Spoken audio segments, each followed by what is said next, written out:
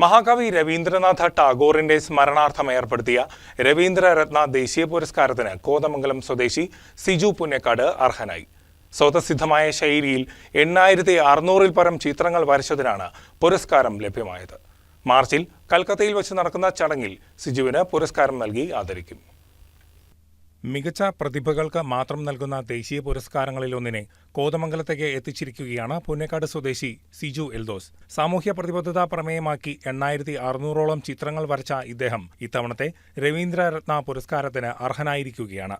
ഇലസ്ട്രേഷനുകളും ടൈപ്പോഗ്രഫിയുമാണ് സിജുവിന്റെ ചിത്രരചനാ മേഖലകൾ. ഹ്രസ്വപ്രമേയങ്ങൾ ചിത്രകഥാരൂപേണ വരയ്ക്കുന്ന രീതിയാണ് ഇലസ്ട്രേഷനുകൾ. വിവിധ മാസികകൾക്കായി നൂറുകണക്കിന് ഇലസ്ട്രേഷനുകൾ സിജു ഇതിനോടകം തയ്യാറാക്കി നൽകി കഴിഞ്ഞു. എന്നാൽ ഇലസ്ട്രേഷനുകളെക്കാൾ ഇദ്ദേഹത്തിന് പ്രിയപ്പെട്ടതാണ് ടൈപ്പോഗ്രഫി. അക്ഷരങ്ങളും വാക്കുകളും ഉപയോഗിച്ച് ചിത്രങ്ങൾ തയ്യാറാക്കുന്ന രീതിയാണ് ഇത്. ഇത്തരത്തിൽ അബ്ദുൾ ജലീൽ ബാവ, പ്രമുഖ വ്യവസായി CV ജേക്കബ് എന്നിവരുടെ ചിത്രങ്ങൾ തയ്യാറാക്കിയിട്ടുണ്ട്. അബ്ദുൾ ജലീൽ ബാവയുടെ ചിത്രം അദ്ദേഹത്തിന്റെ ജീവചരിത്രം എഴുതിക്കൊണ്ടാണ് തയ്യാറാക്കിയത്. ചിത്രത്തിലെ വരകൾ ജീവചരിത്രത്തിലെ വരികളാണ്. ഇതുപോലെ തന്നെ CV ജേക്കബിന്റെയും തയ്യാറാക്കി.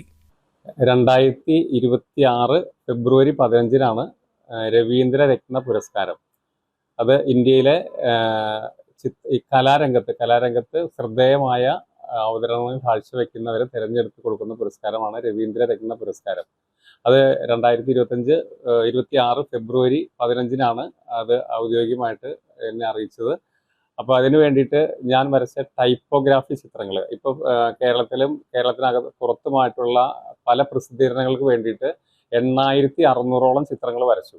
8600 ചിത്രങ്ങളിൽ അവർ അത് സോഷ്യൽ മീഡിയയിലൂടെ അത് പലരായിട്ടും അറിയപ്പെടുകയും അങ്ങനെ അതിലൂടെ ശ്രദ്ധിച്ച് അങ്ങനെയാണ് അവർ അവാർഡിന് വേണ്ടിയിട്ട് എൻ്റെ പേര് അതിലേക്ക് എത്തപ്പെടുന്നത്. അങ്ങനെയാണ്. അത് കൂടാണ്ട് ടൈപ്പോഗ്രാഫി എന്നാൽ അക്ഷരങ്ങൾ ഉപയോഗിച്ച് വ്യക്തികളുടെ പോർട്രേറ്റ് ചിത്രങ്ങൾ. അക്ഷരങ്ങൾ എന്നാൽ ആ വ്യക്തികളുടെ ജീവചരിത്രം ഉപയോഗിച്ച് അവരുടെ ജീവചരിത്രം എഴുതി ചെറിയ അക്ഷരങ്ങളായി പേന കൊണ്ട് എഴുതി വരയ്ക്കുന്ന ചിത്രമാണ് typography.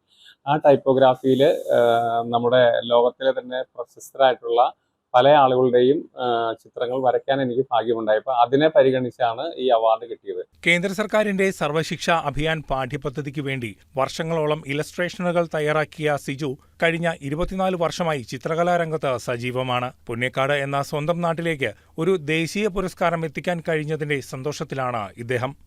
News desk KCV news.